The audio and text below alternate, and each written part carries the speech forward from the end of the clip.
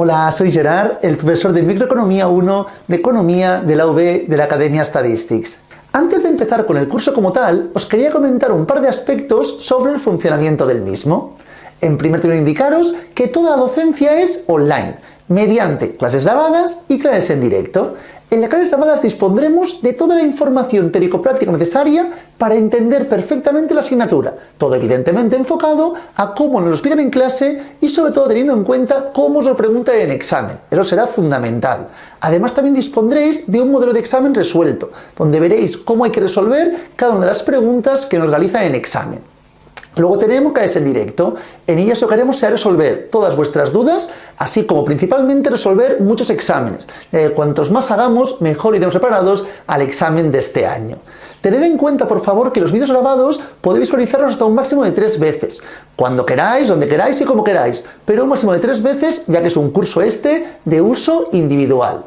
Además también cuando realizáis la inscripción os enviamos posteriormente un PDF con toda la información para hacer un seguimiento adecuado del curso. Tendréis todos los apuntes y luego posteriormente la información correspondiente a ejercicios y exámenes. Es fundamental disponer del dossier para hacer un seguimiento adecuado del curso. Con el dossier, siguiendo los vídeos y practicando exámenes como haremos, será más que suficiente para obtener una muy buena nota en el examen de este año.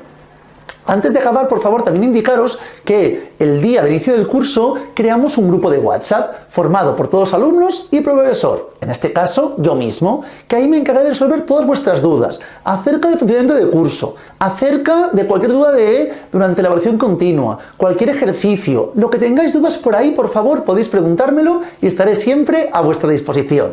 Una vez dicho esto, os dejo ya con la primera clase gratuita y empezamos el curso como tal.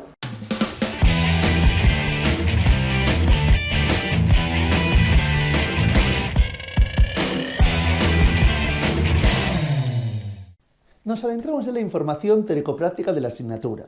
Hoy empezaremos comentando la información correspondiente a las curvas de nivel y luego nos adentraremos en la restricción presupuestaria. La idea será siempre la misma. Primero miraremos la información teórica, realizando algún ejercicio, y luego nos centraremos en cada una de las vertientes de la asignatura en realización de preguntas tipo test y también preguntas abiertas. Para ello empezamos por favor en la página 2 del dossier, ¿de acuerdo? Como comentaba, las preferencias de los consumidores, concretamente trabajaremos las curvas en diferencia, que básicamente es la representación gráfica correspondiente a la función de utilidad. Cuando planteamos la función de utilidad, que veremos más adelante, es una función matemática. Las diferentes curvas de nivel correspondientes, que ya vimos también en matemáticas, corresponden a las curvas en diferencia. Todo esto iremos analizándolo a continuación. Si os fijáis, por favor, en la parte superior, parte derecha, página 2, tenemos un pequeño esquema, donde vemos que el consumidor, en función de la utilidad y los recursos, la utilidad planteada con curvas en diferencia y los recursos a partir de la restricción presupuestaria podrá tomar la decisión correspondiente a maximizar la utilidad. Ese es el objetivo, ¿de acuerdo? Maximizar su utilidad a partir de los recursos dados. Entonces, a partir de aquí, si os fijáis, me dice que el modelo, parte superior, página 2, se basa en 3 elementos. En primer término, las preferencias del consumidor. Evidentemente, en función de sus preferencias, va a poder ordenar las diferentes cestas de consumo. En segundo término, la restricción presupuestaria, que está determinada por los precios y la renta disponible por parte del consumidor. Y a partir de aquí, como bien decíamos, nos adentramos en el principio de maximización, ¿de acuerdo? Que al fin y al cabo conllevará que el consumidor escoja la cesta que le proporciona la máxima utilidad posible dentro de sus posibilidades. Esta es la idea de la teoría del consumidor, ¿de acuerdo? Que está analizando al fin y al cabo cómo un individuo racional escoge la mejor cesta de consumo con sus posibilidades. A partir de aquí nos adentramos en aspectos más bien conceptuales. Esta parte es un poco también la base para poder entender luego posteriormente mejor los temas que iremos viendo a continuación. Entonces, en primer término, preferencias del consumidor. Cuando hablamos de cualquier cesta se puede plantear con muchos bienes. Lo más recurrente de la asignatura será trabajar siempre con 2 bienes, ¿de acuerdo? Entonces, plantearemos la información de la cesta, que dependerá del bien 1 y bien 2. Es la cantidad del bien 1 y bien 2, ¿de acuerdo? Entonces, tenemos en este caso 2 bienes. La X1 representa al fin y al cabo la cantidad que estamos consumiendo del bien 1 y X2 la cantidad que estamos consumiendo del bien 2. A partir de aquí, si suponemos dos cestas cualquiera, suponemos que tenemos la cesta A y la cesta B, ¿de acuerdo? La cesta A sería esta de aquí. En cambio, cesta B corresponde a I sub 1 y sub 2. Os planteo esto para ver unos símbolos que conllevan y comportan ordenar las diferentes cestas. Al fin y al cabo, las preferencias del consumidor nos van a comportar la posibilidad de poder ordenar las diferentes cestas. Entonces, como podemos ver, tenemos 3 puntos negrizos en la parte central de la página 2. Puntos negrizos que hacen referencia a las preferencias del consumidor y a los diferentes símbolos para comparar dos cestas. Si os fijáis aquí, cuando planteamos la información correspondiente a este símbolo, hace referencia que una cesta es preferida de forma estricta respecto a otra. Si yo planteo la información correspondiente a A, B, o lo que es lo mismo en este caso, X sub 1, X sub 2, es preferida estrictamente respecto a I sub 1 y sub 2, ¿de acuerdo? Así es como plantearíamos la información. Entonces, en este caso, evidentemente, esta cesta es preferida estrictamente respecto a esta de aquí. En cambio, si en vez de este símbolo viésemos este otro de aquí, este hace referencia a la indiferencia. Me es indiferente la cesta A respecto a B. Al consumidor no le importa cuál consumir de las dos le resultan indiferentes, ¿de acuerdo? Al fin y al cabo, utilizamos este símbolo. Este, repito, correspondía a una preferencia estricta, este la indiferencia. Y luego que la prefiera débilmente, es decir, que prefiera una de las dos o le sea indiferente, es juntar ambos símbolos. Al fin y al cabo, plantearíamos esta información y esta de aquí, ¿de acuerdo? Así plantearíamos que, en este caso, esta es preferida débilmente respecto a esta. Esto es una preferencia estricta, una preferencia débil. Solamente que tengamos esta nomenclatura para posibles preguntas posteriores. A partir de aquí, unas preguntas conceptuales teóricas que realizan es la siguiente información, que corresponde básicamente a los axiomas. En este sentido, por favor, estos axiomas de racionalidad, que son axiomas de la teoría del consumidor, tenemos diferentes aspectos. Empezaremos comentando que son completas, ¿de acuerdo? Es decir, cualquier pareja, al fin y al cabo, de cestas puede ser ordenado. Es decir, el consumidor siempre podrá indicar cuál es su preferencia respecto a unas o su indiferencia, ¿de acuerdo? Siempre que tengamos dos cestas, puede decir que prefiere una de forma estricta respecto a la otra, que le es indiferente o que la prefiere débilmente, pero siempre puede, al fin y al cabo, ordenar la información. Eso es importante. Seguidamente, reflexivas. Suponemos, como pone aquí, que cualquier cesta es al menos tan buena como ella misma. Estos son axiomas conceptuales que nos sirven para diferentes preguntas, pero muchos de ellos son muy básicos, ¿de acuerdo? Tened en cuenta que al fin y al cabo la reflexibilidad es trivial, ¿de acuerdo? Es decir, repito, que cualquier cesta al fin y al cabo es tan buena como una cesta idéntica. Y luego transitivas, que dice que si, en este caso, A es preferida respecto a B y B preferida respecto a C, evidentemente A será preferida respecto a C. Eso es la idea, que al fin y al cabo lo que hacemos es ordenar. Luego veremos, no podré saber cuánto mejor es la A respecto a la B, pero sí que podré decir si prefiero estrictamente, o aquí pone débilmente, A respecto a B. Aquí lo que os plantean es que si la cesta A es preferida débilmente respecto a B y la cesta B es preferida débilmente respecto a C, entonces la cesta A será por lo menos preferida débilmente respecto a C, ¿de acuerdo? Esta es la idea que tenemos que plantear. Al fin y al cabo, cuando hablamos de la transitividad, lo que plantea básicamente es que estamos hablando, o la transitividad plantea diferentes problemas, ya que es una hipótesis sobre la conducta de los individuos en sus elecciones y no es una afirmación puramente lógica. Entonces, a veces puede comportar algún tipo de problema en ese sentido, pero la idea sería esta, que si consideramos que la A es preferida respecto a B y la B preferida respecto a C, en ese caso podríamos comentar que la A será preferida respecto a C, ¿de acuerdo? Así plantearíamos esta información. Luego otro aspecto importante también que miramos a continuación es la idea de la monotonía, ¿de acuerdo? Que es cuanto más bienes tengamos, mejor, ¿de acuerdo? Esto está en cierta medida relacionado con la idea de no saturación, pero a veces podemos tener ejemplos donde haya un punto de saturación. Hay algunos casos en concreto, que son casos poco recurrentes, que también veremos luego, donde tenemos un punto de saturación, ¿de acuerdo? Entonces, en ese caso tendríamos aquí la saturación correspondiente. Veremos luego la idea, cómo funciona. Aunque generalmente hablamos de no saturación, no saciedad, ¿de acuerdo? Pero repito, más importante o más recurrente hablar de monotonía, que siempre cuanto más bienes, mejor preferencia por parte del consumidor.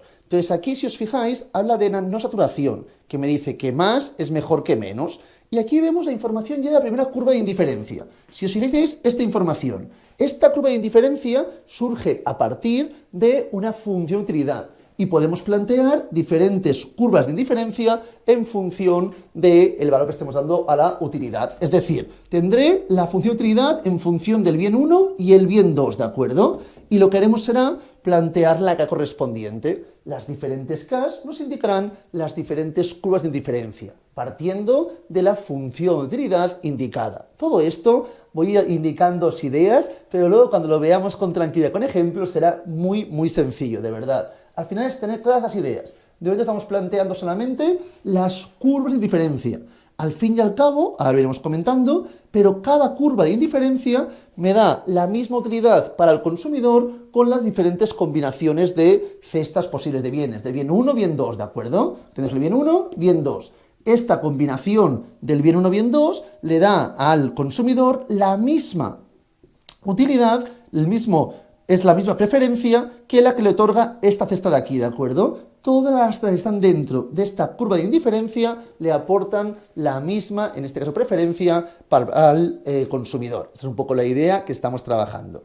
Entonces, básicamente, sí, dentro de la idea correspondiente a las preferencias monótonas que os estaba comentando, está relacionado con la idea de no saturación, no saciedad, ¿de acuerdo? Si A es una cesta de bienes y B es otra que contiene al menos la misma cantidad, ¿de acuerdo? Si tenemos que A es una cesta y B contiene al menos la misma cantidad tanto del bien 1 como del bien 2, entonces, ¿qué ocurrirá? Que tendremos en este caso que la B es débilmente preferente respecto a A, ¿de acuerdo? No puedo decir que es una preferencia estricta, sería estricta cuando me dijesen que B tiene al menos el mismo número de cantidad que la cesta A, pero en al menos uno de los bienes tuviese más cantidad, ¿de acuerdo? Si hablamos que la cesta B tuviese al menos lo mismo, igual de todos los bienes que A, pero en algún bien más cantidad, entonces diríamos que la cesta B es estrictamente preferente a la cesta A. Esa es la idea que debe corresponder a las preferencias monótonas, ¿de acuerdo? Aspecto recurrente que nos preguntan también en los exámenes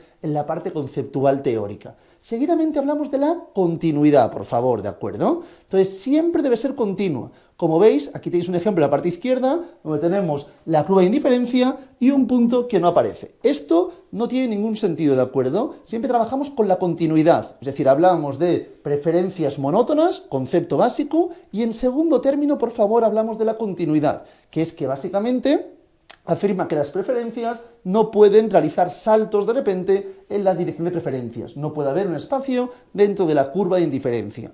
Y por último, la convexidad. Es una idea básica, luego veremos que hay curvas de indiferencia que no cumplen estas condiciones, pero es la idea de la cual partimos, ¿de acuerdo? Que es que preferimos la variedad. Tenemos un ejemplo muy evidente en la parte derecha. Aquí tenemos el bien 1 y el bien 2, ¿de acuerdo? Si planteamos esta cesta y esta otra cesta, ¿de acuerdo? E hiciésemos el punto medio de ambas, siempre sería, al fin y al cabo, cuando hablamos de una función que sea convexa, hablaremos de una situación que conllevará mayor utilidad, mayor preferencia para el consumidor. Pensar que a medida que nos alejamos en curva de indiferencia del origen de coordenadas, tenemos mayor preferencia. Aquí tendremos, evidentemente, más preferencias que en esta de aquí, ¿de acuerdo? Es la idea correspondiente. Pero todas las cestas que se encuentran dentro de la misma curva de indiferencia comportan la misma utilidad, la misma preferencia para el consumidor, ¿de acuerdo? Entonces, básicamente, la convexidad como idea significa que al fin y al cabo el conjunto de cestas que preferibles débilmente a A es un conjunto convexo que tiene la propiedad que si se toman dos puntos cualquiera del conjunto y trazamos una línea, como podemos ver, un segmento que una estos dos puntos, todo este segmento pertenece al fin y al cabo íntegramente al conjunto preferido respecto a la curva de indiferencia que estamos planteando. Es decir, todo esto de aquí son al fin y al cabo aspectos preferentes respecto a la curva de indiferencia. Esa es la idea correspondiente a la convexidad. A partir de aquí lo que comentábamos, la curva de indiferencia ya hemos comentado un poco las ideas, pero aquí tenemos en el dossier la información planteada, página 3, parte central. Al fin y al cabo, como podemos leer, las curvas de diferencia lo que nos muestran son las diferentes combinaciones de, en este caso trabajaremos siempre, repito, con dos bienes, ¿de acuerdo?, que producen al individuo la misma utilidad, mismo grado de satisfacción, ¿de acuerdo? Cualquier cesta dentro de esta curva conllevará la misma satisfacción, misma utilidad para el consumidor, ¿de acuerdo? Entonces son, al fin y al cabo, indiferente cualquier cesta dentro de esta curva, de ahí que hablemos de curvas de indiferencia. Todas las curvas que se encuentren por encima de esta de aquí serán curvas preferentes para el consumidor. Las que estén por debajo serán menos preferentes respecto a esta, ¿de acuerdo? Menos preferidas. Esa es la idea con la que estamos trabajando siempre, ¿de acuerdo? Entonces, todo el espacio que hay por encima de una curva de indiferencia será, al fin y al cabo, un conjunto. Si incluimos esta información débilmente preferido, si estamos por encima, un conjunto preferido al que estemos trabajando mediante esta curva de indiferencia. A partir de aquí, diferentes propiedades de curvas de diferencia, ¿de acuerdo? Si os fijáis, aquí tenéis el ejemplo. Tenemos 4 gráficos, en el de la izquierda se aprecia, en primer término, por favor, cuando hablamos de preferencias estrictamente convexas. Será lo más recurrente y lo trabajaremos con Capdouglas, lo veremos esto más adelante, ¿de acuerdo? Pero es la más recurrente, cuando trabajamos preferencias convexas y tenemos aquí la curva de nivel y las diferentes curvas de nivel que se van alejando del eje de coordenadas. Importante, como bien hemos dicho, al fin y al cabo, las curvas de indiferencia, al fin y al cabo, nos representan un nivel de preferencia, ¿de acuerdo? Y cada curva de indiferencia nos presenta un nivel distinto de preferencia, básicamente. Cestas más alejadas, como bien sabemos, nos indican más preferencia, son más preferidas que las cestas más cercanas al origen. Importante, aquí tenéis otros casos, por ejemplo, el que tenéis en la derecha, parte superior, por en este caso, que son preferencias convexas, pero no estrictamente, que sería un caso como este. Esto lo veremos también, luego ya, en principio, deberíamos saber asociar rápidamente cada gráfico con el tipo de bienes trabajados. Esto es un ejemplo muy recurrente y hablaremos de bienes, en este caso, complementarios, ¿de acuerdo? Cuando tenemos estas curvas de diferencia, hablamos de bienes complementarios. Esto, en cambio, serían bienes sustitutivos. Todo esto iremos viendo poco a poco en la siguiente parte, ¿de acuerdo? Entonces, para cada cesta de bienes pasa siempre una curva de indiferencia. Cuando hablo, por ejemplo, de esta curva de bienes, está dentro, de esta cesta de bienes, está dentro de esta curva de indiferencia. Y las curvas de diferencia, también lo veremos, nunca pueden cortarse, ¿de acuerdo? Las preferencias, como hemos comentado, son transitivas, por lo tanto, curvas de diferencia nunca podrán cortarse. A partir de aquí tenéis dos ejemplos más. Preferencias cóncavas, poco recurrentes, veremos en qué caso se da esta situación, y preferencias no convexas. Al fin y al cabo, también tener en cuenta que las curvas de diferencia no serán muy gruesas, porque hablamos que toda esta información nos dará la misma, repito, utilidad, mismo grado de satisfacción, toda la curva de diferencia. Una vez visto esto, por favor, nos adentramos en la función de utilidad, que es básicamente la representación matemática correspondiente a las preferencias del consumidor. Curvas de diferencia es la representación gráfica y la función de utilidad es la representación matemática. Al fin y al cabo, siempre haremos lo mismo, planteamos U. Entonces, generalmente haremos x sub 1, x sub 2, y aquí plantearíamos la función de utilidad correspondiente. Así de simple, no tendrá más complejidad, ¿de acuerdo? Entonces, si tenemos, por ejemplo, dos cestas, cesta A y cesta B, y decimos que la cesta A puedo plantear débilmente preferente respecto a la cesta B. Entonces, tenemos esta información muy importante. La utilidad de la cesta A, y esto es algo básico, utilidad de la cesta A será mayor o igual a la utilidad de la cesta B. Esta información es básica.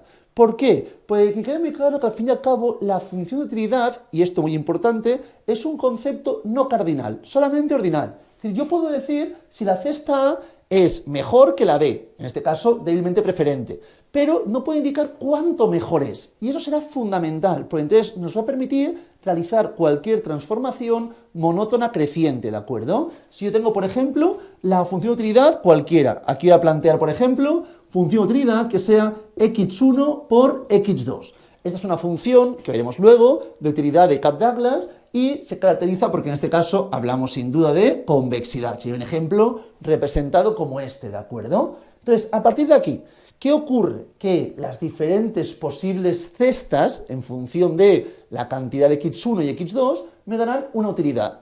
Esta utilidad solo me sirve para ordenar, no me indica cuántas veces es más uno que otro, que quede claro, solamente ordena. Por eso, repito, al fin y al cabo permite cualquier transformación monótona creciente. Para que lo veáis, las que permite básicamente es multiplicar la función por un número positivo. Si disponemos de esta información y yo quiero hacer una transformación, esto será exactamente, si planteo 3x1, x2, es exactamente la misma idea, no cambia nada, no está repercutiendo en ningún caso, ¿de acuerdo? Esta función de utilidad me indica la misma idea que esta. ¿Por qué? Porque, repito, al fin y al cabo, la función de utilidad lo que me indica cuál es más preferente, no cuánto más preferente es una respecto a la otra. Sumar por una constante. Si yo planteo esta información y esto le sumo, por ejemplo, 17 más esto, corresponderá básicamente a otra que es una transformación monótona creciente. Si elevamos la función a una potencia impar, importante, si los bienes tienen utilidad marginal positiva, una potencia par de la función de utilidad también sería una transformación monótona creciente. Pero para que realmente poner un número par, debo asegurarme que la utilidad marginal sea positiva, ¿de acuerdo? Al fin y al cabo, la utilidad marginal será la derivada parcial, pero eso lo veremos adelante, ¿de acuerdo? Utilidad marginal corresponderá a la derivada parcial del bien 1 o del bien 2. Entonces, lo que estoy comentando es que esta información podríamos también plantearla como transformación monótona creciente, x1 elevado a menos 3 por x2 elevado a menos 3, por ejemplo, ¿de acuerdo? Así podríamos, perdón, a menos 3, a 3, perdona, quería poner en este caso valor de positivo. Lo que quería comentaros es que este exponente es un exponente impar, así se cumple siempre. Para que fuese par, la utilidad marginal debería ser positiva. Y luego, trabajar con logaritmos neperianos. Al fin y al cabo, esta información también se podría plantear como logaritmo neperiano de x1 más logaritmo neperiano de x2, ¿de acuerdo? Tened en cuenta esta información. Se está multiplicando, logaritmos neperianos se sumaban. Propiedades de los logaritmos. Esto son diferentes tipos de transformaciones monótonas crecientes. A partir de aquí, por favor, curvas de indiferencia, función de utilidad. Ya lo hemos ido comentando un poco la idea, ¿de acuerdo? Pero uno es la representación gráfica, otro sería la representación matemática. Tenéis dos puntos negrizos, si os fijáis. Primer punto negrizo, parte central, página 4. Me hablan de la función de utilidad, que me indican básicamente que es la forma analítica de describir lo mismo, al fin y al cabo, que las curvas de indiferencia describen gráficamente. Es decir, la función de utilidad, representación matemática, curvas de indiferencia, representación gráfica, ¿de acuerdo? Y luego, ¿qué nos refleja la pendiente correspondiente a la curva de indiferencia? Pues importante, nos indica la tasa a la cual deben variar los bienes para mantener constante la utilidad cuando se modifican simultáneamente las cantidades de los bienes manteniendo constante la misma nivel de utilidad, ¿de acuerdo? Entonces, básicamente, si os fijáis, si planteamos un ejemplo como este, que es una curva de indiferencia convexa, tendríamos que en este caso la pendiente sería una pendiente bastante inclinada, en valor absoluto un valor muy elevado. A medida que vamos transcurriendo por la información, vemos que cada vez la pendiente es una pendiente con un grado de inclinación menor, es decir, en valor absoluto será menor, ¿de acuerdo? Ya que en ese caso, cuanto más tengamos de un bien, menos requerimos del otro para hacer el cambio correspondiente, ¿de acuerdo? Entonces, repito, la pendiente de la curva de indiferencia lo que nos indica es la tasa a la cual deben variar los bienes para mantener constante la utilidad, cuando modificamos simultáneamente las cantidades de los bienes, repito, manteniendo constante el nivel de utilidad. A partir de aquí, os lo comentaba antes, la utilidad marginal, que será un aspecto muy importante para realizar cálculos como, por ejemplo, la relación marginal de sustitución. Yo voy introduciendo conceptos que poco a poco iremos analizando, ¿de acuerdo? Entonces, cuando hablamos de la información correspondiente a la relación marginal de sustitución, veremos que básicamente corresponderá a la pendiente de la curva de diferencia en un punto cualquiera. Y para ello será fundamental calcular la utilidad marginal. Por eso lo planteamos ya en primer término, ¿de acuerdo? Cuando tengamos cualquier función de utilidad, se puede plantear la utilidad marginal de cada bien. Yo aquí podría buscar la utilidad marginal del bien 1 y la utilidad marginal del bien 2, que al fin y al cabo no es nada más que la derivada parcial. Para hacer la utilidad marginal del bien 1, lo que haremos sería básicamente la información correspondiente a la derivada parcial del bien 1. Así de simple, ¿de acuerdo? Entonces, ¿qué sería en este caso? Aquí, si hacemos la derivada, me quedaría básicamente x1, me queda por lo tanto, en este caso la información correspondiente. Esto al fin y al cabo pensar que es como 2x1, ¿de acuerdo? Esto es una constante en este caso, pues estamos planteando solamente la derivada parcial de x1. Entonces me quedaría el 2 si hiciese la derivada. Pues aquí me queda x sub 2. Así de sencillo. La derivada, en este caso con esta información, parcial de x sub 1 sería x sub 2, que es la utilidad marginal, ¿de acuerdo? Entonces, básicamente, como podemos leer, lo que mide la utilidad marginal es la variación de la utilidad ante un pequeño incremento del bien que estemos planteando la derivada. En este caso, el incremento cuando hacemos la utilidad ante un pequeño incremento del bien 1, si se mantiene todo lo otro constante. Entonces, siempre y cuando la utilidad marginal sea positiva, es decir, mayor que 0, hablamos que el bien es un bien deseable, es decir, que es coherente con la idea de no saciarnos, ¿de acuerdo? Si la utilidad marginal es menor que 0, entonces hablamos de un mal. Ahí no habría de un bien, es un mal, ¿de acuerdo? Entonces, muchas veces la utilidad marginal es decreciente, como podemos comprobar. En este caso, si hablamos de información, la utilidad marginal es decreciente. Que sea decreciente no significa que al fin y al cabo sea negativa, ¿de acuerdo? Y esto básicamente es por la información que hablábamos de la convexidad.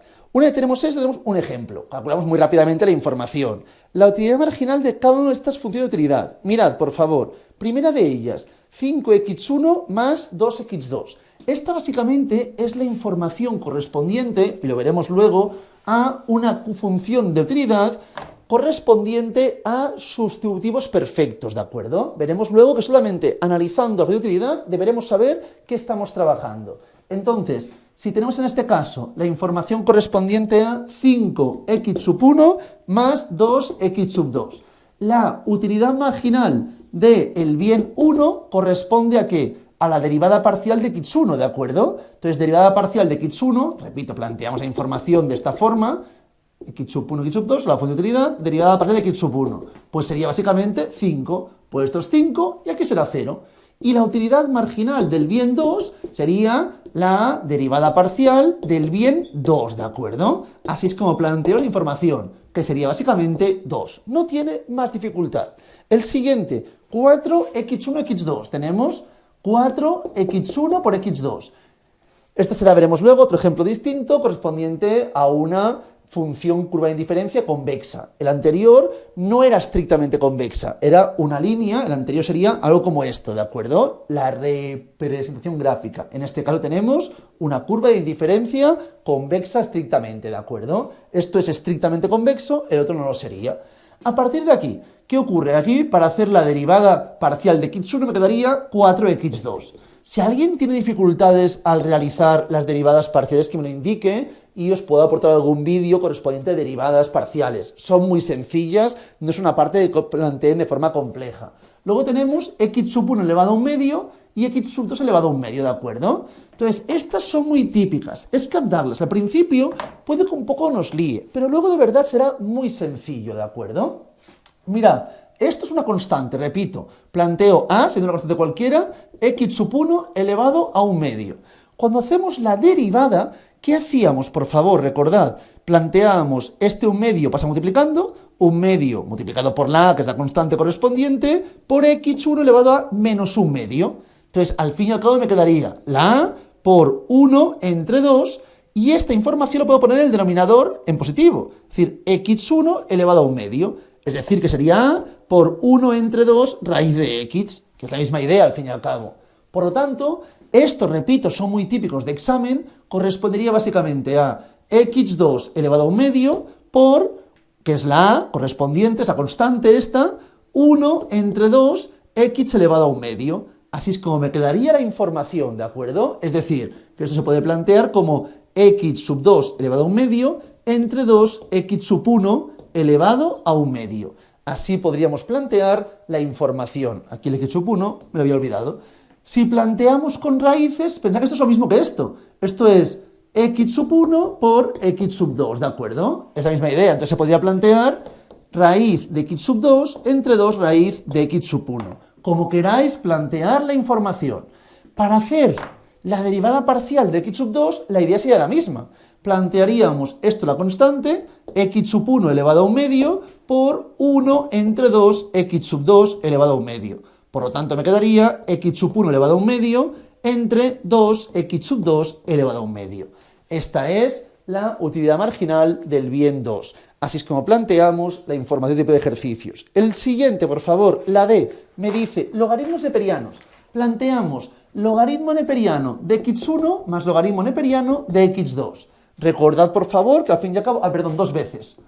Esta es, al fin y al cabo, para que todo el mundo lo vea, una transformación monótona de x1 por x2 a la 2. Al fin y al cabo es la misma idea, ¿de acuerdo? Es una transformación monótona. Me indican el mismo nivel de utilidad correspondiente, porque, repito, la utilidad solamente nos aporta qué cesta es mejor que otra. Y si una cesta que aumenta, aquí también, ¿de acuerdo? Del mismo modo. Entonces trabajamos con estos datos para hacer la derivada parcial de x1, muy sencillo. Sería, recordad, logaritmo neperiano, 1 entre x1, ¿verdad? Multiplicado por 1. Entonces me queda 1 porque es que aquí no hay ningún valor acompañándole. En cambio, si hacemos la derivada parcial de x2, sería 1 entre x2, regla de la cadena, en este caso, o planteamos este multiplicado que está 2, básicamente. Entonces, 1 entre x2 sería 2 entre x2. Aquí sería 1 entre x1 y aquí sería 2 entre x2. Así plantearíamos esta información. Una vez tenemos esto, un concepto básico que os he comentado anteriormente, que será fundamental en toda asignatura, es la relación marginal de sustitución, ¿de acuerdo? Que es básicamente la pendiente de la curva de indiferencia en un punto cualquiera. Cuando estemos trabajando curva de indiferencia, puedo buscar en este punto la relación marginal de sustitución. Esto será fundamental porque luego cuando estemos realizando el punto de cesta óptima, para una cesta óptima lo que haremos será comparar la utilidad con la restricción presupuestaria. La restricción será al fin y al cabo una recta, tendremos curva de indiferencia y buscaremos donde la pendiente de la restricción presupuestaria sea equivalente a la relación marginal de sustitución. Ese punto será cesta óptima. Pero como aún no he explicado nada de la restricción presupuestaria, estamos en curva de indiferencia, quiero comentar en principio que cada uno de los puntos dispone de la relación marginal de sustitución, ¿de acuerdo? Entonces, esto es lo que trabajaremos. A partir de aquí, la relación marginal de sustitución en casos como estos, cuando tengamos una curva de indiferencia que es convexa, será evidentemente decreciente. ¿Por qué motivo? Mirad por favor página 5, pared central. Porque cuanto menor sea la cantidad que un consumidor tiene de un bien, mayor será la cantidad que deberá recibir del otro bien para que esté dispuesto a renunciar a una unidad del primer bien, ¿de acuerdo? Cuanto menos tengo de un bien, evidentemente, para poder renunciar a una unidad de ese bien, más requiero de cantidad del otro. Cuanto más tengo de un bien, menos requiero del otro bien para poder renunciar a una unidad de este. Es decir, para que lo veamos claro, si paso de aquí hasta aquí, y aquí tenemos una unidad, para renunciar a una unidad tengo que recibir mucho del otro, ¿de acuerdo? En cambio, de aquí a aquí, para renunciar a una unidad, no hace falta que reciba mucho del otro. Todo esto era lo que debía renunciar básicamente de x2 para una unidad más de x1 y esto tengo que renunciar de x2 para una unidad más de x1. Vemos aquí era mucho mayor porque teníamos menos cantidad de x1 y por lo tanto renunciar a una conllevaba un coste mayor, ¿de acuerdo? Así es como planteamos la idea. Para que los fijemos, por favor, aquí tenemos la información de diferentes cestas de consumo con la información de bocadillos de jamón y bocadillos de fuet. Para ello, por favor, disponemos de los siguientes datos. Tenemos las curvas de indiferencia correspondientes. Mirad. Tenemos en este caso la información correspondiente a la relación marginal de sustitución y me plantean cesta A. Aquí vamos a poner, por ejemplo, la información correspondiente a fuet, ¿de acuerdo? Y aquí jamón, ¿de acuerdo? Tenemos cantidad de fuet y aquí tendremos la cantidad de jamón.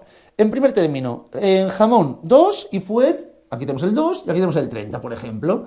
Partimos en este punto. Luego tenemos 3, 20. 3 y aquí 20, ¿de acuerdo? 3, 20. Seguidamente, 4, 15. 4 y aquí 15. Mirad, por favor, esto ya me interesa un poco la idea. Si os fijáis, aquí 15. Para pasar de 2 a 3 de jamón, ¿de acuerdo? Para una unidad más, renunciaríamos a 10 de fuet, ¿de acuerdo? En cambio, aquí para una unidad más, solo renunciamos a 5. Cuanto menos tenemos de jamón, para una unidad más de jamón, estaremos dispuestos a renunciar a más bocadillos de fuet, ¿de acuerdo? En medida que tengamos más bocadillos de jamón, renunciaremos a menos cantidad de fuet. Es más, si os fijáis al final, para pasar de 5 a 6, en el 5 tendríamos 12 y en el 6, 10. Por lo tanto, para pasar de 5 a 6, solo renunciamos a 2 bocadillos de fuet. Para pasar de 2 a 3, renunciábamos a 10 bocadillos de fuet. Esta es la idea, ¿de acuerdo? Como al fin y al cabo, la relación marginal-sustitución será decreciente, ¿de acuerdo? Para calcularlo, siempre trabajaremos con la información correspondiente a las utilidades marginales. Plantearemos utilidad marginal del bien 1 entre la utilidad marginal del bien 2. La idea siempre será la misma, ¿de acuerdo? Entonces plantearemos utilidad marginal del bien 1 entre utilidad marginal del bien 2. Pongo negativo porque al fin y al cabo la relación marginal-sustitución será negativa. Lo trabajaremos siempre en valor absoluto, ¿de acuerdo? Generalmente será lo más recurrente. Pero que sepáis que al fin y al cabo la relación marginal-sustitución, siempre que trabajemos con ejemplos como estos o más recurrentes, será negativo. Que tengamos claro esta idea. A partir de aquí, por favor, en la página 5, parte inferior, lo que estábamos comentando, me dice que al fin y al cabo la relación marginal-sustitución lo que mide es cuántas unidades del bien 2 el consumidor está dispuesto a renunciar para obtener una adicional del bien 1 si mantenemos constante la utilidad, lo que hemos comentado, ¿de acuerdo? Y también lo que hemos comentado, que cuando las curvas de indiferencia son convexas, que es lo más recurrente, la relación marginal de sustitución irá disminuyendo a medida que aumentemos x sub 1, ¿de acuerdo? Importante, si la relación marginal de sustitución es elevada, cuando este valor sea elevado, ¿qué indica? Que el bien 1 es muy valuoso de forma relativa en comparación con el bien 2. Cuando la relación marginal de sustitución sea muy pequeña, ¿qué significa? Que el bien 1 tendrá poca utilidad en comparación con el bien 2, ¿de acuerdo? Así es como plantearíamos la información. A partir de aquí, vamos a llegar de forma muy simple, tampoco me importa mucho esta información, lo que me importa es esto de aquí, pero ¿cómo llegamos a ello? Básicamente, esto es la variación de la utilidad. Entonces, para ello, por favor, tenéis en la página 6 cómo llegamos a estos datos. Para ello, me dicen, el cambio total de la utilidad ante pequeñas variaciones en el consumo viene dado por lo siguiente. La variación de la utilidad es parecido prácticamente igual a la utilidad marginal del bien 1 por la variación del bien 1 más la utilidad marginal del bien 2 por la variación del bien 2. A partir de aquí, ¿qué haríamos, por favor? Si planteamos la información de diferentes demostraciones matemáticas que ahora mismo no me interesan, porque no me preguntarán por ello en el examen, plantearíamos y llegaríamos a que la relación marginal-sustitución es igual a esta fórmula. Importante, como bien comentábamos, por favor, la pendiente de la curva, siempre que hablemos de convexa, será negativa, ¿de acuerdo? Y la relación marginal-sustitución se planteará generalmente en valor absoluto. Y, aparte del valor positivo, qué importante, por favor, que la relación marginal-sustitución sea decreciente y estrictamente convexa, lo que quiere decir al fin y al cabo es que cuanto más tengo de un bien, menos lo valoro, que es la idea correspondiente. Una vez tenemos esto y tenemos esta idea que será fundamental para buscar la cesta óptima, es decir, la elección óptima por parte del consumidor, vamos a las diferentes funciones de utilidad. Aquí tenemos información de las más recurrentes. La más típica que veremos con mayor medida será la que tenéis en la página 7, parte superior, que es la función de utilidad de Capdouglas, ¿de acuerdo? Pero antes de ello tenemos aquí dos. Una, la función lineal, que es la de sustitutivos perfectos. Estas son las diferentes funciones de utilidad con sus correspondientes curvas de indiferencia. Únicamente visualizando la función de utilidad deberemos saber cómo es la curva de indiferencia, ¿de acuerdo? Aquí tenemos la información correspondiente a un caso como este. Tenemos dos bienes y planteo en este caso alfa. Me es indistinto poner A, B, pero aquí está escrito con alfa. Alfa x1 más beta x2. Este es el ejemplo más recurrente, siendo alfa y beta dos constantes mayores que 0, es la información a sustitutivos perfectos. Si vemos esto, no hay duda que estamos trabajando con curvas de diferencia de este estilo. Serán todas ellas paralelas. Recordad que curvas de diferencia nunca pueden cortarse y así plantearíamos la información, ¿de acuerdo? Entonces, a partir de aquí, claro, lo que decíamos, yo tengo la función de utilidad, las diferentes curvas salen de plantear k es igual a alfa x1 más beta x2. En función de la k tendremos una diferente curva de nivel, curva de indiferencia. Así es como planteamos esta idea. Si en estos casos, por favor, sustituimos y aislamos x sub 2, tendríamos la información correspondiente. Aislando en este caso x sub 2 me quedaría, mirad, tendríamos k menos alfa x sub 1 entre beta, ¿de acuerdo? Entonces podemos plantear que x sub 2 es igual a k entre beta menos alfa x sub 1 entre beta, ¿de acuerdo? Por lo tanto, aquí tendríamos, como está representado, planteado, esta recta, ¿de acuerdo? Así podríamos representar rápidamente la recta correspondiente una vez tuviésemos k, otorgando valores a x1. Lo más cómodo, si x1 es 0, x2 sería k entre beta. Si x2 es 0, planteamos también la información correspondiente.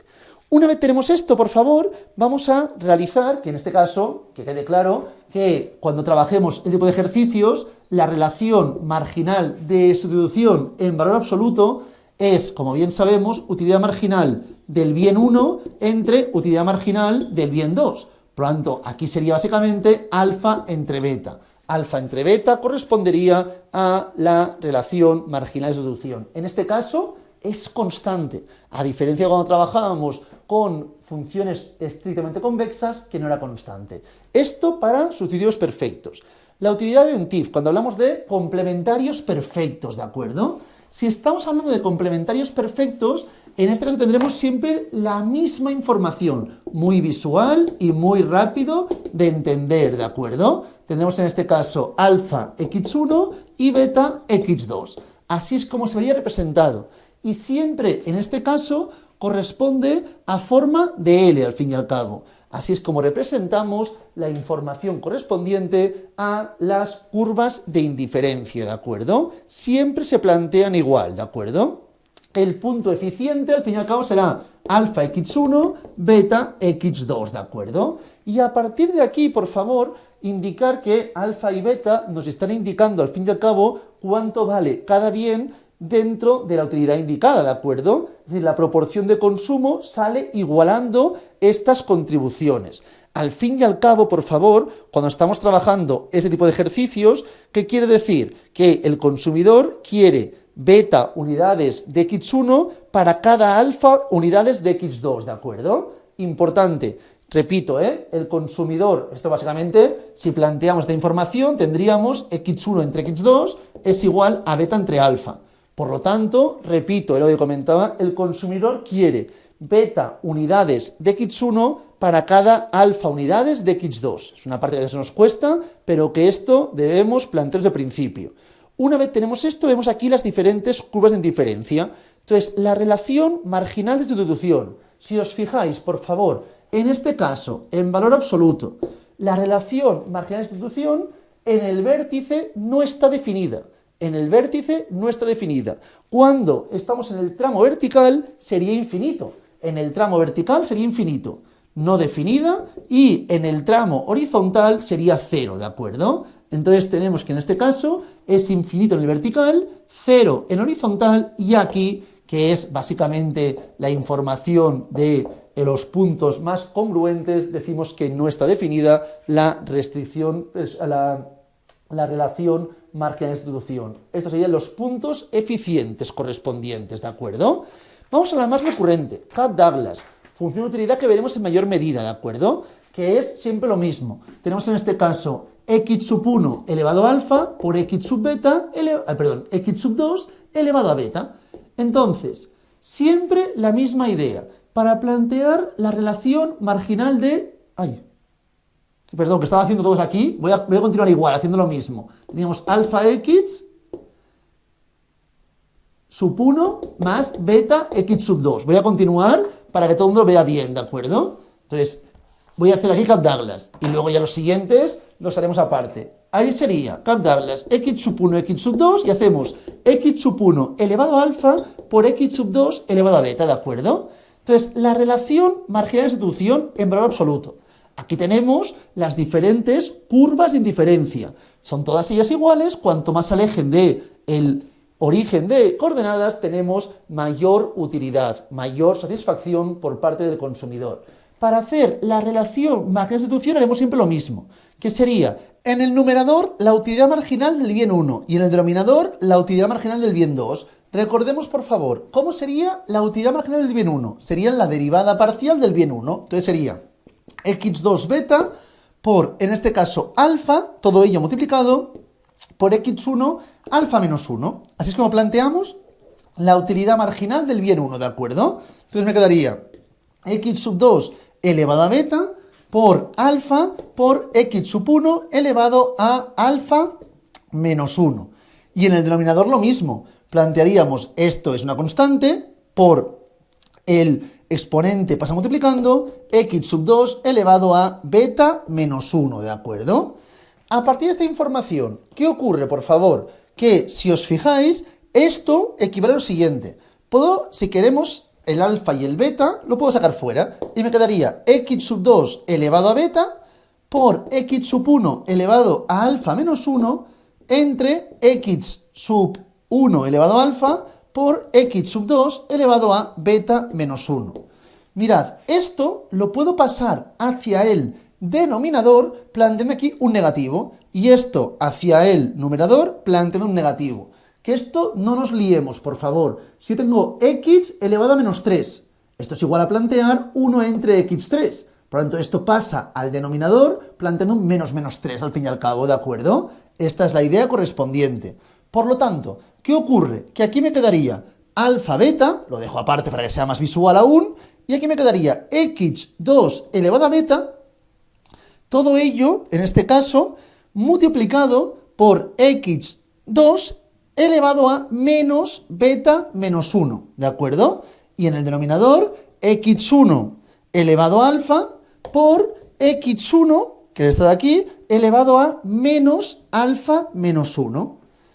Fijaos, por favor, x elevado a por x elevado a b. Esto es igual a x elevado a más b, ¿de acuerdo? Propiedad de los exponentes. Por lo tanto, en el numerador tenemos x a la 2 elevado a beta, ¿de acuerdo?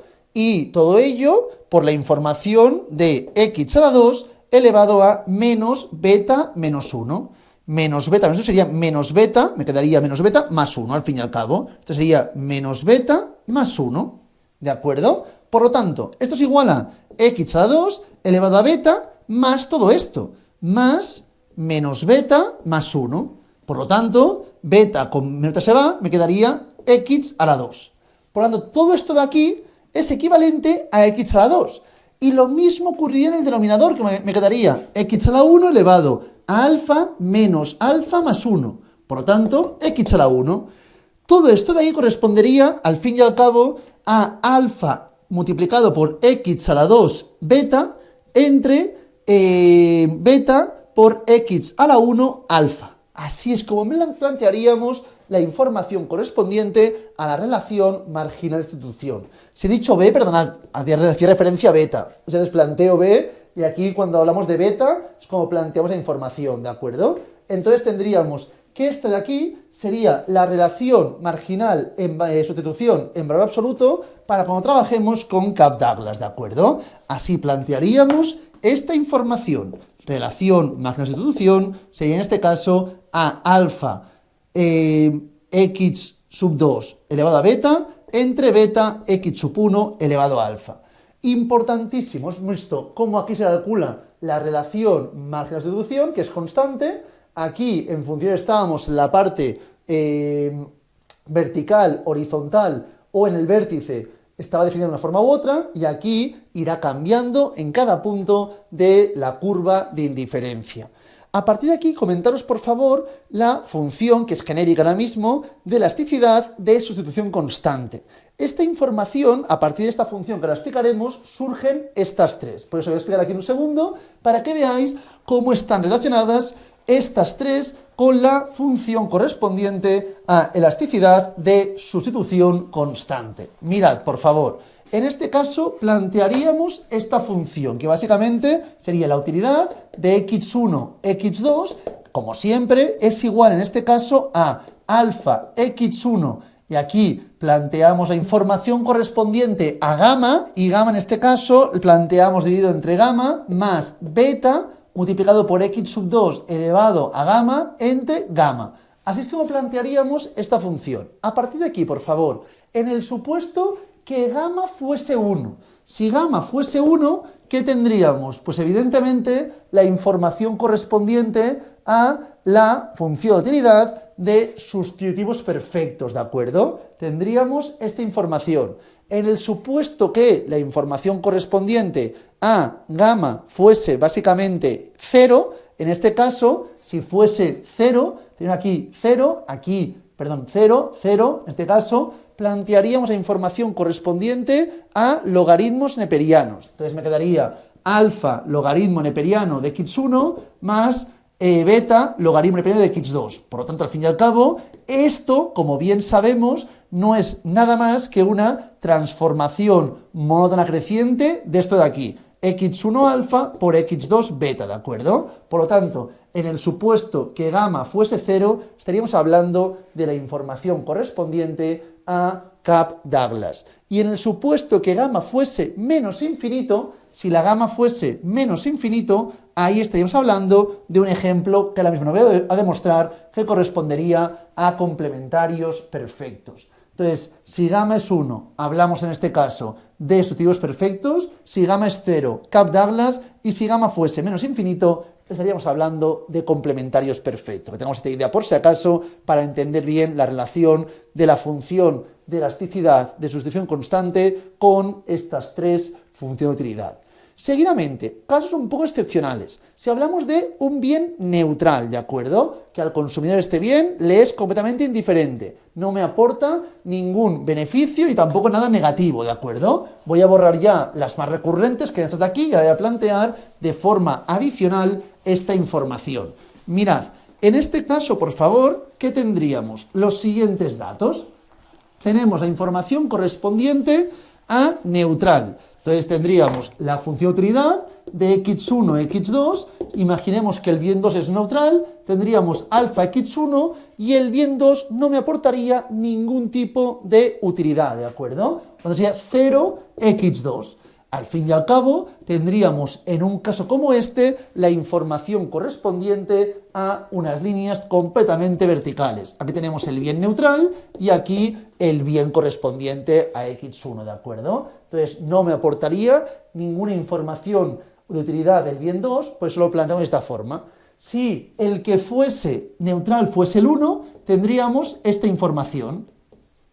Por lo tanto, beta x2, aquí sería alfa x1, esta es la de utilidad, y aquí sería esta la de utilidad.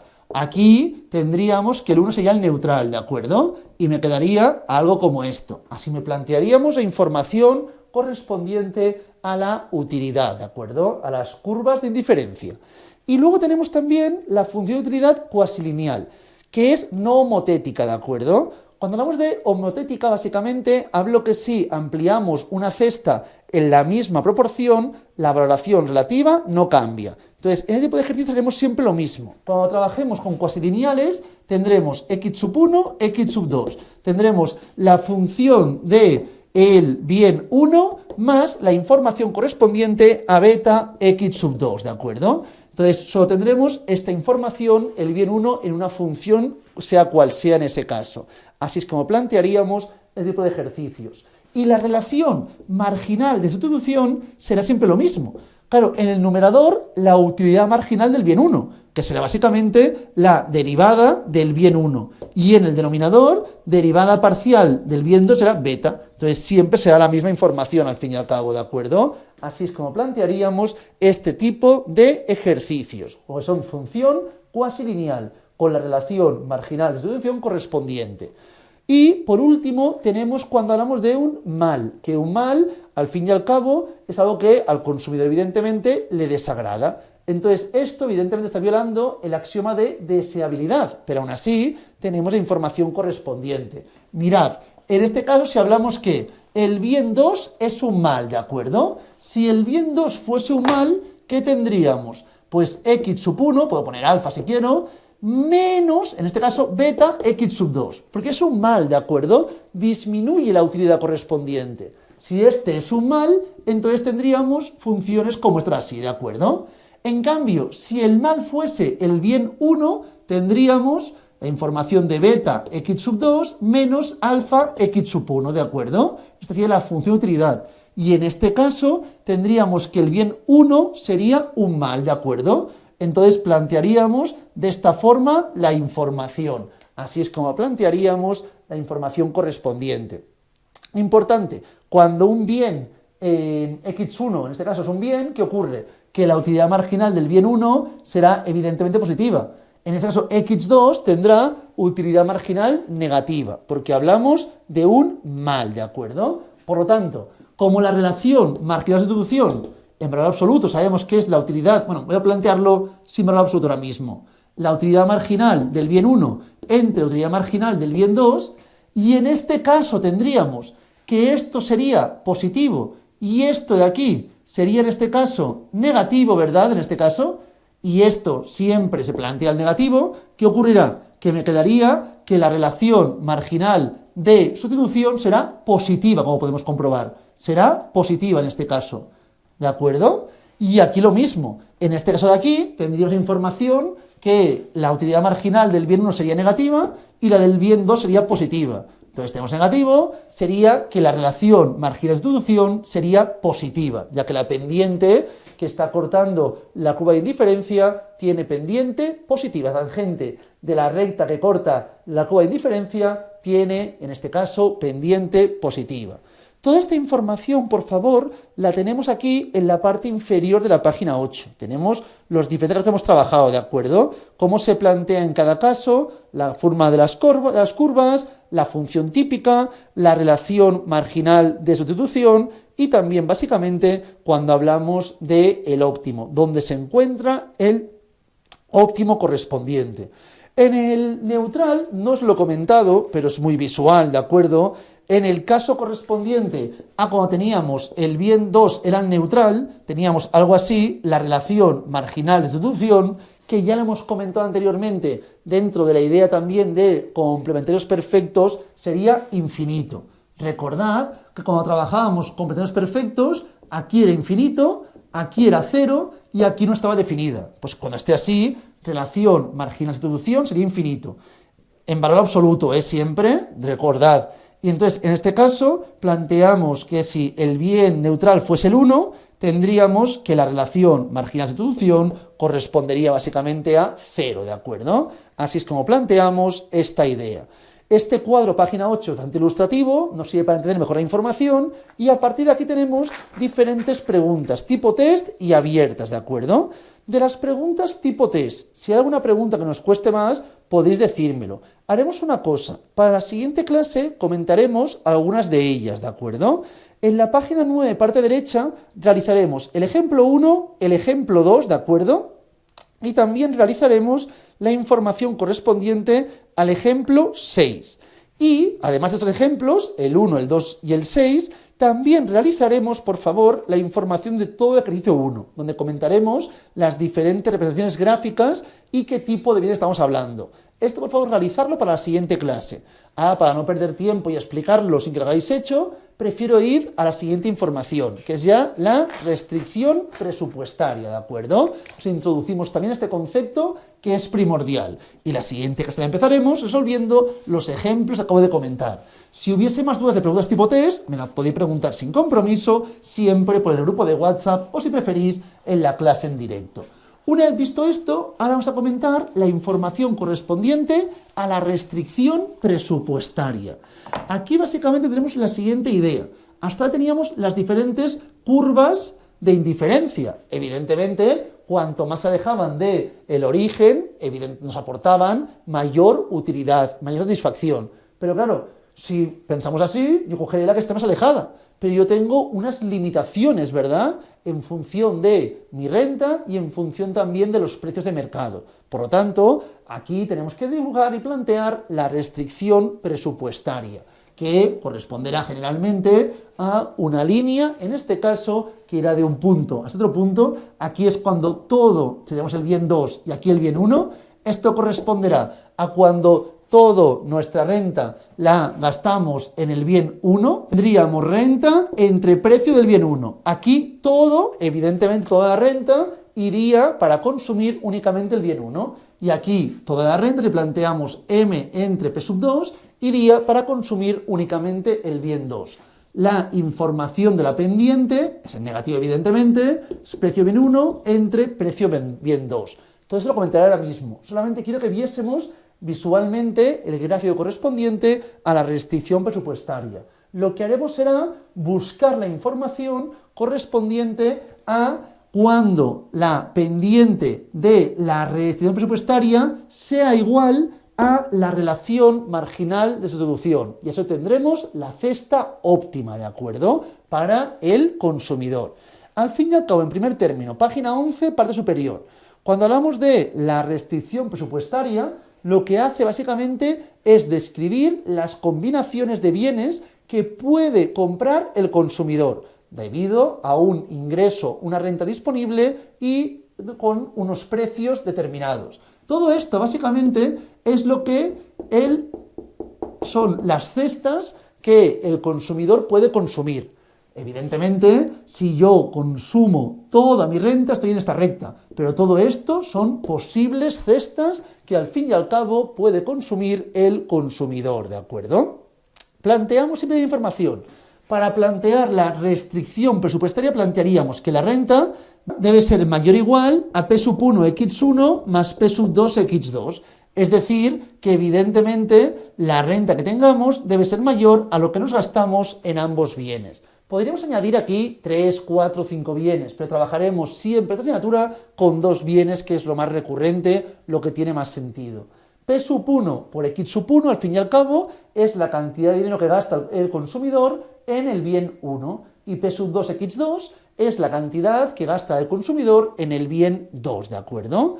A partir de la restricción presupuestaria, también puedo plantear la recta presupuestaria, que sería solamente esta recta de aquí, que sería M es igual a P sub 1 x1 más P sub 2 x2, ¿de acuerdo? Cuando busquemos maximizar la utilidad en función de nuestra disponibilidad, trabajaremos con la recta presupuestaria. Esta información la tenemos aquí abajo. Conjunto presupuestario, que son todas las cestas que al fin y al cabo el consumidor puede permitirse, que sería esta idea, y luego la recta presupuestaria, que sería las cestas donde el consumidor gasta toda su renta, que sería esta información que aquí tenemos, ¿de acuerdo? La recta presupuestaria o recta de balance, que es la idea que vamos a plantear a continuación. Repito, aquí tenéis el ejemplo, en la página 11, parte central inferior, si trabajásemos con muchos bienes. Pone P sub 1 por X sub 1 más P sub 2 X sub 2 y así progresivamente.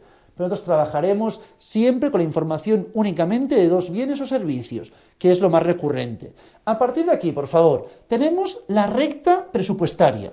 Voy a aislar, por favor, X sub 2. Mirad, me quedaría X sub 2 es igual a M menos P sub 1 X sub 1 entre P sub 2, ¿de acuerdo? Entonces, mejor aún, por favor, X sub 2 es igual a M entre P sub 2 menos P sub 1 entre P sub 2, X sub 1.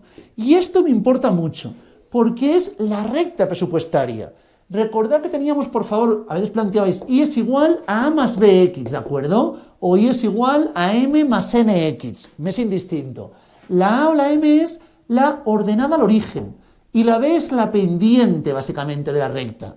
En este caso tenemos que X sub 2 está en eje de ordenadas y X sub 1 está en eje de abscisas. Por lo tanto, M entre P sub 2 es el punto por donde la recta corta el eje de ordenadas, m entre p sub 2.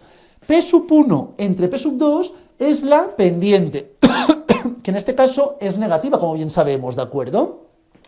Y aquí tendríamos el bien 1 y el bien 2. Entonces, lo que me importa mucho, la pendiente y el punto por donde la recta corta el eje de ordenadas, es decir, la ordenada al origen, ¿de acuerdo? Y muy importante, la pendiente, como ahora comprobaremos, no es únicamente un número geométrico, sino nos indica aspectos muy importantes, ¿de acuerdo? Los tenemos aquí en la página 11, central, inferior, 4 puntos negrizos. En primer término, el precio relativo. ¿Qué implica, por favor, precio relativo, de acuerdo? Entonces, yo aquí voy a plantear en primer término el precio relativo de x1 en función de x2, que es lo que me indica la pendiente, ¿de acuerdo? Por lo tanto, indica la pendiente cuántas unidades debemos renunciar de x2, cuántas unidades de x2 debemos sacrificar, renunciar, para obtener una unidad adicional del bien 2, ¿de acuerdo? Entonces, básicamente, tenemos la información correspondiente, que por cada unidad adicional del bien 1, ¿de acuerdo? Esto nos indica cuántas, qué debemos sacrificar, cuántas unidades sacrificamos del bien 2. Esta es la idea correspondiente. Esto es lo que tenemos que tener claro desde el principio, por favor, ¿de acuerdo? Que es el precio relativo. Por cada unidad adicional del bien 1, esta, la pendiente, nos indica cuánto debemos sacrificar del bien 2. Una vez dicho esto, por favor, tenemos el coste de oportunidad, idea muy parecida, que es para obtener una unidad más del bien 1, para conseguir obtener una unidad más del bien 1, implica renunciar a P sub 1 entre P sub 2 unidades del bien 2, ¿de acuerdo? Para obtener una unidad más del bien 1 implica renunciar a P sub 1 entre P sub 2 unidades del bien 2. Luego también es importante que la pendiente, correspondiente a la recta presupuestaria, que quede muy claro, refleja el tipo de cambio objetivo que está impuesto por el mercado. No depende en ningún momento por parte del consumidor, no depende del consumidor. Y luego tened en cuenta también, por favor, que la información correspondiente a la pendiente de la recta presupuestaria, cuando se iguale con la relación marginal-sustitución, corresponderá a la elección óptima por parte del consumidor, a la cesta óptima. Una vez dicho esto, he hablado del precio relativo. Entonces, que no nos confunda. Yo he hablado del precio relativo del bien x1 en función del bien x2. Y he comentado que para cada unidad adicional del bien 1 requeríamos, en este caso, renunciar a P sub 1 entre P sub 2 unidades del bien 2, ¿de acuerdo? Al fin y al cabo, es decir, el precio relativo nos dice cuántas unidades debemos renunciar del bien 2 para obtener una adicional del bien 1, cuando planteamos precio relativo de 1 en función del 2. Pero lo puedo plantear al revés, el precio relativo del bien 2 en función del bien 1. En ese caso sería el cociente al revés. Entonces, ahí hablaríamos, para una unidad adicional del bien 2, al fin y al cabo, tenemos que renunciar a P sub 2 entre P sub 1 unidades del bien 1, ¿de acuerdo? Entonces, el precio relativo del bien 2 en términos del bien 1 es el cociente P sub 2 entre P sub 1, y básicamente nos dice cuántas unidades del bien 1 debemos renunciar para conseguir una unidad adicional del bien 2. No confundamos precio relativo con precio absoluto. El precio absoluto básicamente es, en el bien 2, por ejemplo, el número de unidades monetarias que conlleva o que debemos pagar al vendedor para recibir ese bien en cuestión. Esta es la idea correspondiente. Coste de oportunidad, lo hemos comentado ya, la idea correspondiente. Pero mirad, por favor, aquí tenemos un ejemplo. Página 12, parte superior, si os fijáis. Tenemos el precio del bien 1 es igual a 20. Precio del bien 1 es igual a 20. Precio del bien 2 es igual a 10, ¿de acuerdo? En este caso nos plantean. Entonces, el coste de oportunidad de una unidad adicional de x1 en función del bien 2 sería básicamente P sub 1 entre P sub 2. Es decir, sería 2, ¿de acuerdo? Para una unidad adicional del bien 1 debemos renunciar a 2 unidades del bien 2. Esta es la idea correspondiente. En cambio, para una unidad adicional del bien 2, debemos renunciar a 0,5 unidades del bien 1. Así es como plantearíamos la información correspondiente al coste de oportunidad, ¿de acuerdo? Una vez tenemos esto, vamos a acabar ya clase de hoy mirando desplazamientos que puede padecer, que puede sufrir la restricción presupuestaria cuando hay cambios de renta o cambios de precios. Esta idea es muy básica y con el gráfico no nos debería costar, pero vamos a mirar cómo funciona esta información. Hemos planteado que a partir de aislar x sub 2, teníamos que x sub 2 es igual a la información correspondiente a m entre p sub, en este caso 2, menos p sub 1 entre p sub 2, x sub 1. Esta es la información correspondiente, ¿de acuerdo? Entonces, miramos la información que tenemos en la página 12, tenemos tres casos. Si varía uno de los precios. Por ejemplo, imaginaos por favor que el precio del bien 1 aumenta. Muy sencillo, por favor. Si el precio del bien 1 aumenta, ¿qué conllevará? Que esto ha aumentado. Por lo tanto, esta división será evidentemente más pequeña. Por lo tanto, se desplazaría la recta presupuestaria para la parte interior. Tendríamos este cambio. Pasaríamos de esta recta a esta otra. Esto no ha cambiado, porque el precio del bien 2 no se ha visto afectado. Solamente ha cambiado precio bien 1, que si aumenta, se desplaza, en este caso pivota hacia la parte interior. Por lo tanto, como esto ha aumentado, la pendiente en valor absoluto será mayor. Así de simple, no tiene más dificultad. Si el precio del bien 1 hubiese disminuido, aquí tenemos m entre precio bien 1 y aquí la renta entre precio bien 2. Si precio bien 1 disminuye en este caso, si disminuyese, ¿qué conllevaría? Que evidentemente esto disminuye, esto es mayor, pasaríamos aquí la recta y por lo tanto la información de la pendiente sería en este caso en valor absoluto menor, sería más inclinada. Así es como plantearíamos la información de cambios en el precio del bien 1. Del mismo modo, si hablásemos de cambios en el precio 2, mirad por favor, si el precio del bien 2 aumenta, aquí tenemos m entre precio del bien 2 y aquí m entre precio del bien 1. Y la pendiente que sería precio bien 1 entre precio bien 2. Si el 2 aumenta, esto evidentemente, si este valor aumenta, ¿qué ocurrirá? Esto será más pequeño, ¿verdad? Al fin y al cabo, tendríamos que m, precio de 2, está aumentado, pues estaremos aquí, pivota hasta aquí, ¿de acuerdo? Tendremos una pendiente más pronunciada y aquí tendríamos el cambio que sufriría la recta presupuestaria. Evidentemente, al revés, pasaríamos de aquí a aquí si el precio del bien 2 disminuyese, ¿de acuerdo? La idea siempre es lo mismo, que esto no se vería afectado y esto sí, si cambia el precio 2, y al revés, que esto no se ve afectado y esto sí, si cambia el precio del bien 1. Cambiaría el punto de corte y también, evidentemente, la información correspondiente a la pendiente. Luego, si hay una variación simultánea de ambos bienes, ¿de acuerdo? Entonces, esto es la siguiente vertiente, página 12, parte central. Si ambos cambian simultáneamente, entonces veremos dos ejemplos. Primera opción, que los dos se modifiquen en la misma proporción y misma dirección, ¿de acuerdo? Entonces, imaginaos, por favor, que los dos aumentan en la misma proporción, aumentan, ¿de acuerdo? Si los dos aumentan misma proporción, ¿qué ocurrirá? Aquí tenemos m entre p sub 1 y aquí m entre p sub 2. La pendiente es menos p sub 1 entre p sub 2. Si ambos aumentan en la misma proporción, ambos, conllevará que la restricción presupuestaria se desplace hacia la izquierda, pero de forma completamente, en este caso, paralela. ¿Por qué? Porque esta división no habrá cambiado. La pendiente es igual, pero podemos consumir menos de ambos bienes.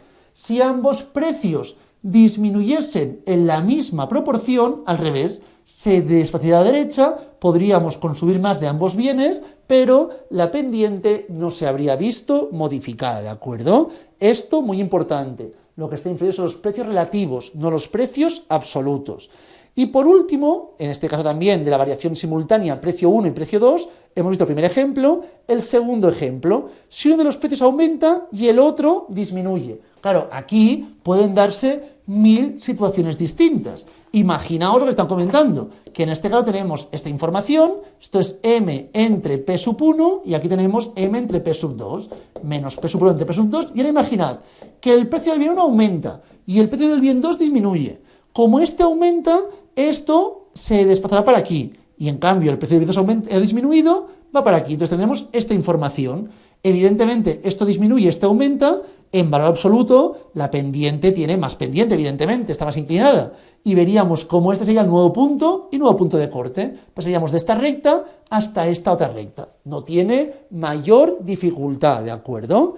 Y por último hablamos variaciones de la renta, que comportan el mismo cambio que variaciones simultáneas en la misma proporción y misma dirección de ambos bienes. Si la renta aumenta, en el supuesto P1 y P2. Si la renta aumenta, precios los dejamos estables, ¿qué conllevará? Que esto aumente, se desplaza hacia la derecha, pero la pendiente no cambiaría. Si la renta disminuye, se desplazaría hacia la izquierda, pero la pendiente tampoco se vería afectada, ¿de acuerdo? Solamente cambiaría la información correspondiente a los puntos de corte con el eje de ordenadas y el eje de abscisas. Para entenderlo, por favor, vamos a plantear un ejemplo muy rápido. El ejemplo 2, página 13, con esto finalizamos la clase de hoy y luego ya la siguiente clase lo que haremos será resolver la información correspondiente a los ejemplos de la página 9 y página 10 que hemos indicado y finalizaremos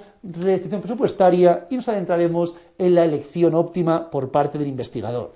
Aquí tenemos la siguiente información, del consumidor, por parte del consumidor. Entonces, en este caso, por favor, ¿qué tenemos de información? Tenemos que el consumidor tiene la siguiente recta presupuestaria. P1 X1 más P2 X2 es igual a la renta. Por lo tanto, tenemos aquí la información de M entre P2, aquí M entre P1, aquí tenemos la información correspondiente a la recta presupuestaria y tenemos que la pendiente es menos P1 entre P2. Una vez tenemos esto, por favor, me dice, si aumenta el precio del bien 1, de manera que aumenta el precio del bien 1. Entonces, si aumenta el bien 1, ¿qué ocurrirá? Que al fin y al cabo esto se desplazará hacia aquí, ¿verdad? Y en segundo término, y aumenta la renta. Y aumenta la renta, por lo tanto, la M aumentará en este caso. Entonces tenemos que la M está aumentando y precio del bien 1 en este caso también ha aumentado. Por lo tanto, en primer término, la pendiente será, sin duda, tendrá en este caso más inclinación, será mayor en valor absoluto, ¿de acuerdo? Esto no hay duda. Por lo tanto, si planteamos la siguiente información, me quedaría lo siguiente. De esto plantearíamos, me decía, que P1 es 4 veces, es decir, tenemos 4 veces P1 y aquí 3M. Me queda esta información.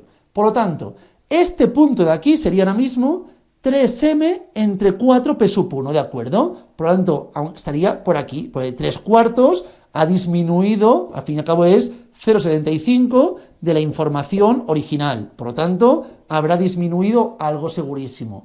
Aquí será mayor, pues tendremos 3M entre P2, será mayor segurísimo. Y tendremos que la pendiente sería en este caso 4P1 entre P2. Evidentemente con más inclinación. Así me quedaría la nueva recta presupuestaria. Así planteamos la información que estamos realizando. Estos serían, al fin y al cabo, cestas ganadas respecto a la información original y esto, cestas que perdemos respecto a la información original. Pues finalmente me quedaría con esta recta presupuestaria, recta de balance. Una vez tenemos esto, por favor, nos adentraríamos en la siguiente vertiente, impuestos y subvenciones, que conllevará cambios también en la restricción presupuestaria. Esto lo veremos ya con tranquilidad en la siguiente clase. Lo dejamos por aquí hoy. Por ello que tengáis consulta, lo que sea, por favor, podéis siempre realizarla por el grupo de WhatsApp o si preferís en la clase en directo. Mucha suerte.